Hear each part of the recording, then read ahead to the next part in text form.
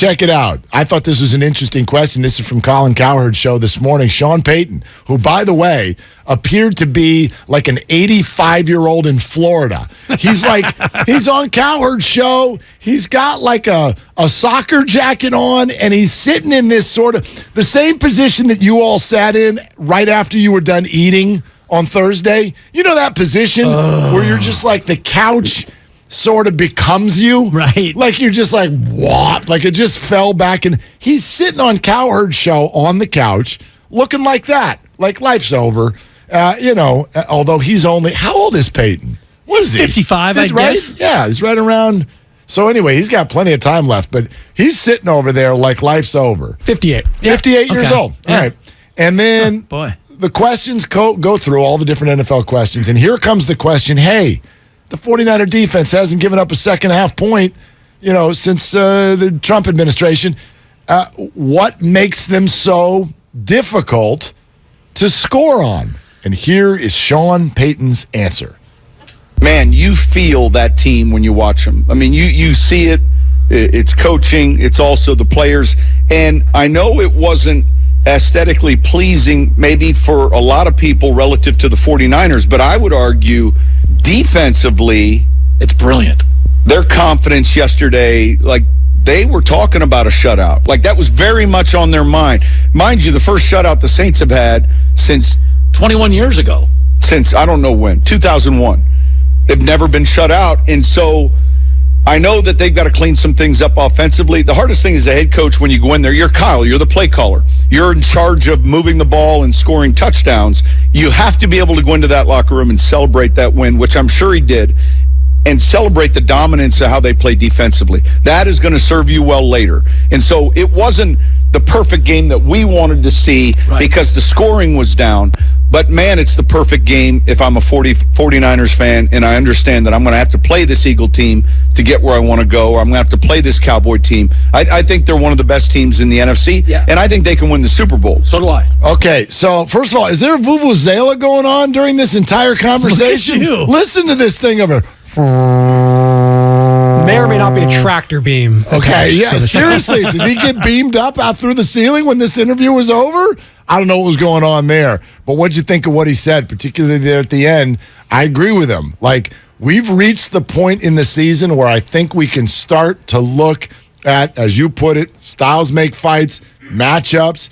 The Super Bowl entrant from the NFC, in my opinion, is going to be one of four teams. It is either going to be the Eagles, the Cowboys, the Vikings, or the 49ers. And I give the 49ers either, I'm not going to put them at 1. Philadelphia gets that nod for the moment, but they're 1A or they're 2. Yeah, exactly. In my opinion. 1- or 2+, however you want to put it. I agree with you. And, Dallas is great. Dallas can be a similar team to the 49ers as far as the matchup, the great defense, and all the rest of it. But if you think about the way that this could potentially play out, the Niners, if they're the 3 seed, you get a home game in that first round in the wild card round. And then if Minnesota were to win, you go to Minnesota.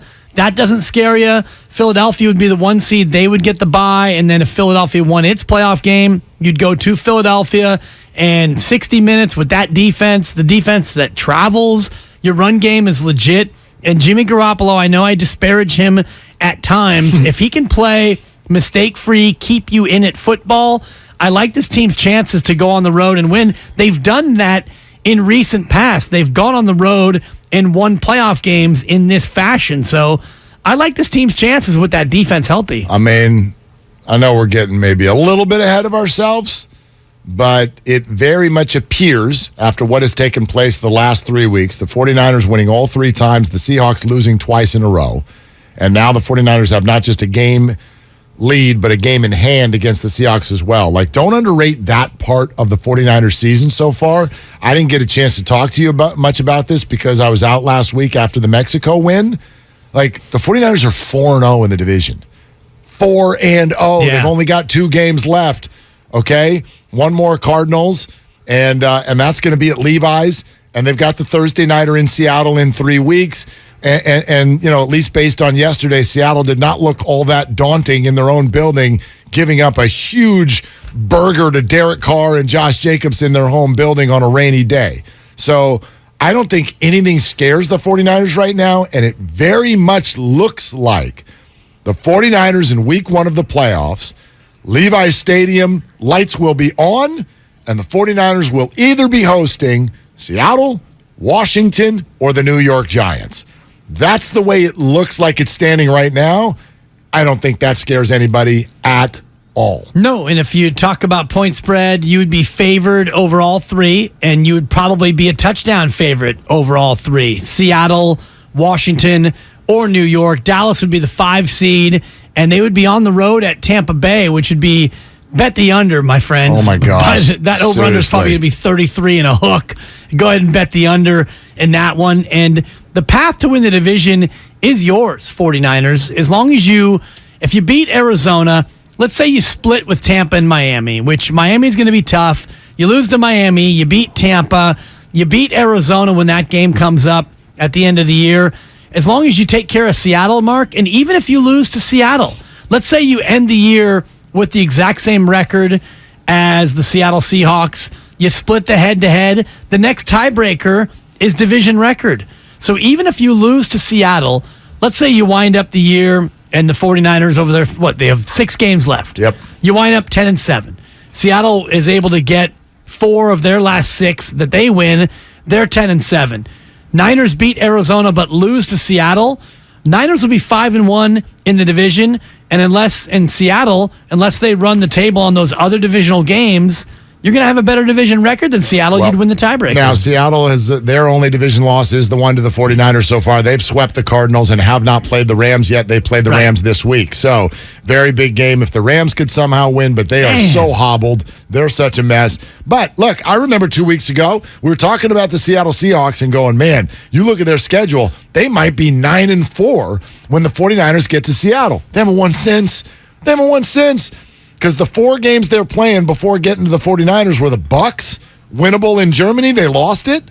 And then home to the Raiders. I thought for sure they'd win it. They didn't. Now they go on the road to SoFi and play the Rams this week. And then they host Carolina the week after that. And it's a Carolina team that's still not any good, but they've gotten competitive lately. Their defense is playing well. So Seattle, some warts have shown up lately. This idea that they're going to go neck and neck with the 49ers rest of the way, it doesn't look like it. Agreed. They still need to go on the road to Kansas City. They've got a game against the Jets later on this year. That's going to be very difficult. Seattle is starting to look like the version of themselves that not as bad as we expected. They're clearly better than we thought, but they're starting to look like a lesser version of what was happening about 3 or 4 weeks ago. And the next tiebreaker, by the way, Mark, and I agree with you, if they happen to wind up tied with Seattle and they split the head-to-head and the division record is the same, it comes down to how'd you do against common opponents. Seattle beat Denver. The Niners did not. Both lost to Atlanta, which is a curiosity. Seattle lost to New Orleans. Niners, of course, beat the Saints. Both beat the Chargers, and they lost to Tampa Bay. So that game, Niners-Tampa, would have some tiebreaker And they lost to the Raiders, who the 49ers will play on New Year's Day. Exactly. So that's where this thing could spin. So even if they wind up tied in the division, split the head-to-head, when it comes to common opponents, the Tampa game, the Raider game for the Niners, those games have greater import in terms of a possible tiebreaker in the division. But I'm with you, Mark. It doesn't feel like Seattle is a team that is trending toward winning 4 of its last 6. Yeah, absolutely. So the bottom line on all of this is the 49ers have set themselves up to be in great position. Do you remember when they were 3-4? They had just lost to the Chiefs. You tried to bury him, Mark. yeah, right. That's you. I guaranteed it to the early afternoon sidekick. What's his name? Steenberg? Yes, Steeny. Steeny, I remember guaranteeing to him when the 49ers were 3-3, there's no way they're going to be 3-5 going into the bye, and then they lost to the Chiefs. They fall to 3-4, and poof, they haven't lost to football. The Poofonga, very good. That's a 3.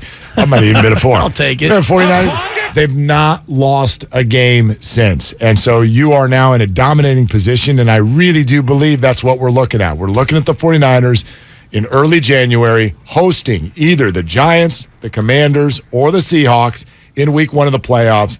I think they win that game and head to Minnesota for week 2, and they'll be favorites on the road. That right now is how I see this going. And then that's a tough game, but I think that I would love their chances there. I mean, the way this looks right now, I know there's so much that we've got to get through. NFC Championship game or bust. I just hope. What you're saying. Yeah, I do say that, but I hope that we get to see Philly and the 49ers. I hope. Both of them are going to have to hold up their end of the bargain. Right. But Dallas is good. Minnesota's good. Philly and the 49ers, to me, are a step above both of them. See,